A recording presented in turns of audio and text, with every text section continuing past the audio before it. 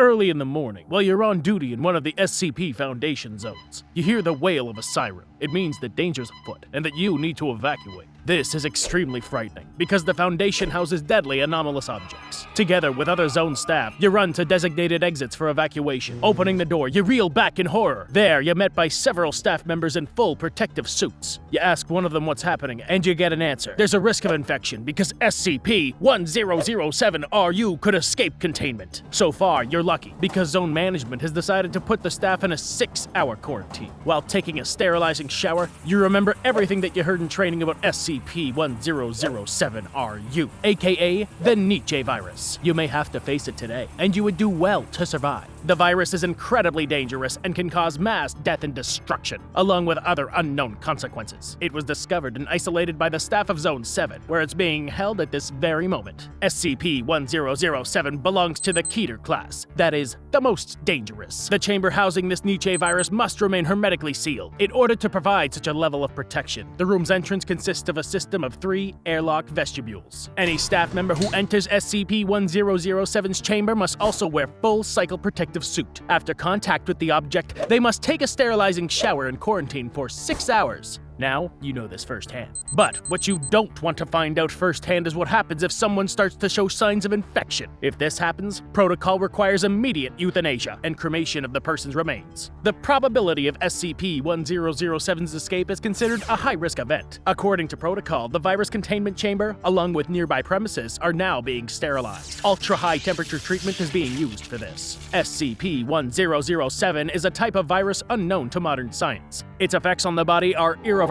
and mandatory neutralization of the infected is required. It takes anywhere from 2 to 4 hours from the moment of pathogen contact to see symptoms. The Nietzsche virus enters the body via airborne droplets or through direct contact. An infected individual's blood, sweat, tears, and other fluids also become infectious. The pathogen causes gradual mutation of a living organism's neurons. These changes cause an exponential increase in the infected person's pain threshold. That is, the rate of the indicator's growth increases in proportion to its value. Mutation takes place in stages, always according to the same scenario. Immediately after entering the body, the virus spreads quickly, infecting the brain and central nervous system. Then, the infected individual experiences a sudden bout of severe pain, which leads to shock and loss of consciousness. Foundation specialists believe this moment marks the beginning of the disease's development. Research is currently underway to find a way to temporarily neutralize the virus and remove it from the body before this phase occurs. This mechanism is likely to save the subject from death. There have yet to be positive results from the study. After a few minutes of unconsciousness, the infected patient comes to. During this first stage of the disease, the infected person feels totally normal for the next 48 hours, sometimes for as long as 108 hours, and doesn't notice any changes in their body. Then the infected patient starts to feel a strong, steadily increasing pain. This phase has been named the period of activity. It lasts about 36 hours each time. At the period's peak, the subject loses consciousness. Presumably, the period of activity's mechanism is as follows. The virus has an unknown effect on sensory neurons, nociceptors, which are activated only by painful stimuli, while the infected individual's threshold for pain increases. When the patient comes to, the altered neurons need time to adapt. Then, the virus starts the process of checking the function of the updated nociceptors. At this point, the infected individual enters the period of activity. The pain becomes unbearable. The nervous system becomes overloaded, the subject loses consciousness, and the entire cycle repeats itself again. With each stage, both the neuron's adaptation period and the individual's pain threshold increase exponentially. During the period of activity, the infected person experiences pain that reaches the limits of his current cycle. Before moving on to a new level, the pain might even exceed this threshold by a minuscule amount. This is likely when the process of moving to the next stage begins. All attempts to relieve the resulting pain with narcotics, hypnosis, or other methods have failed. It turns out that the virus creates its own chain of impulse transmission between pain receptors and the brain, actually duplicating the individual's nervous system. The secondary nervous system's mechanism of action is still unknown. There are no known drugs that have any effect on it, and moreover, during the period of activity,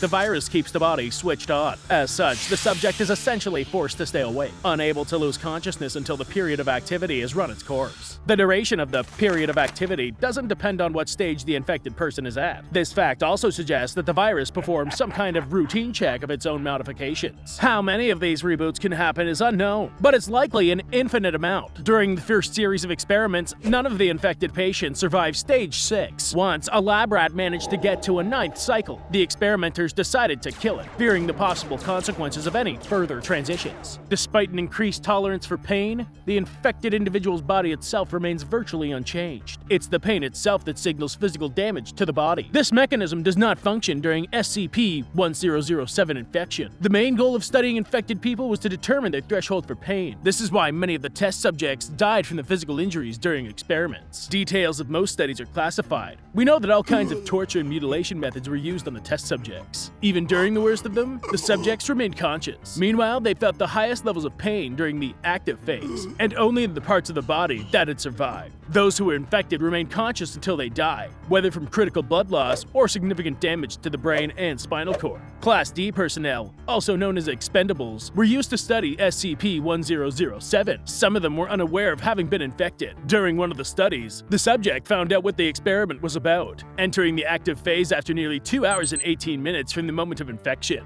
The experiment was supervised by the project manager, Dr. Luganin, and his assistant, senior researcher Komov. The subject reported severe pain in his heart, head, stomach, skin, bones, and teeth.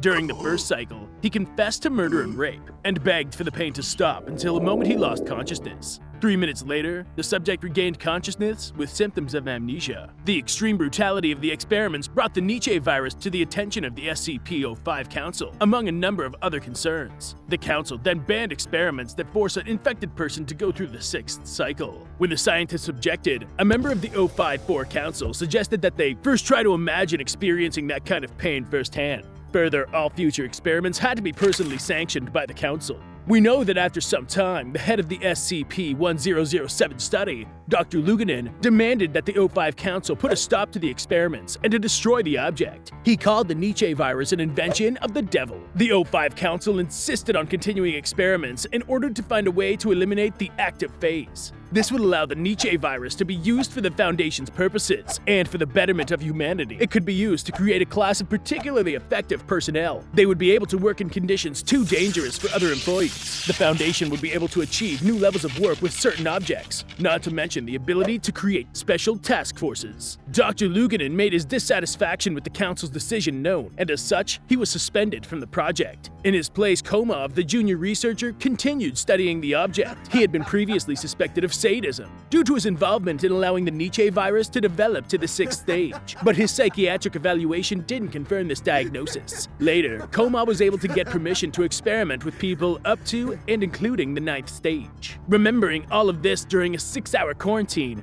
you realize that you're unlikely to be able to overcome SCP-1007, especially if you've already become infected. But you can try to survive and get to stage 9 or further. Potentially, you could become a superhuman with an abnormal sidekick, the Nietzsche virus, like Tom Hardy in Venom in the movie of the same name. To avoid any additional torture before the active phase, you can try to prepare your body for its onset. The SCP Foundation has advanced technologies and secret developments within its walls, so you can expect to find a hydro-respiration chamber in its arsenal. The infected person, that is, you, would be placed in this container close to the onset of the active phase. Your lungs would be filled with an oxygen-rich solution of perfluorocarbon compound base. Muscle relaxants and a cocktail of vitamins would be administered intramuscularly and intravenously. These measures wouldn't reduce the level of pain you feel, but they would allow your body to survive the transition to each new stage. However, this process doesn't seem particularly reliable. A high threshold for pain is typical in people with serious psychiatric conditions. It's been observed in schizophrenics, as well as in individuals with manic depressive and suicidal tendencies. It's entirely possible that at one of the stages of the Nietzsche virus, you would decide to leave the study voluntarily, or worse, turn into a psychopath. You would not only stop feeling physical pain, but compassion, remorse, and empathy as well. Another option is to use SCP-291, the disassembler. This object belongs to the safe class and can disassemble the body of a living organism and put it back together without any negative side effects. In this case, each individual organ would be replaced with a healthy one. You would be disassembled, leaving only your original brain behind, and reassembled with new organs. However, there's still the problem of ensuring security while transporting an infected subject. There's the issue of removing the virus from the brain, where it actually sets up shop. Other than that, it's assumed that SCP-1007 has the ultimate goal of modifying an infected individual's nervous system. One Foundation scientist is of the opinion that the virus is a mechanism that tries to create a suitable host shell for an unknown vehicle. Viruses are actually not living organisms in the trust sense of the phrase. They don't grow, move, eat, nor do they use energy. They lack a cellular structure and don't have their own metabolism. These things can't even reproduce on their own. Scientists call viruses organisms on the edge of life and can't explain their origin. Some even believe that the viruses are a special form of life which might hint at an alien invasion. There's another serious danger to consider. The O5 Council is likely to destroy all of those who have come into contact with the virus, the mutations. SCP-1007's main mechanism of influence is to mutate the neurons of an infected person's body. But all viruses known to science adapt to their environment perfectly, then mutate and create new strains. What if the Nietzsche virus also progresses like this? You got lucky this time. False alarm. After 6 hours in quarantine, you return to your post. Even after the fear of unthinkable torment and euthanasia, one thought lingers in your mind. What scares you more than anything is that Foundation actually employs people like Komov, scientists who are willing to facilitate torture for the sake of science and profit. Or maybe SCP-1007-RU is not so simple. Why did Dr. Luginen's work on this subject attract the attention of the Foundation's upper management? It's not just that they allowed a suspected sadist to continue experiments on humans. Maybe the Nietzsche virus poses the threat of an invasion by an unknown life form. Write to us in the comments below and tell us what you think about this. Don't forget to subscribe to our channel and to like this video. And be sure to click on the bell so you don't miss the next episode.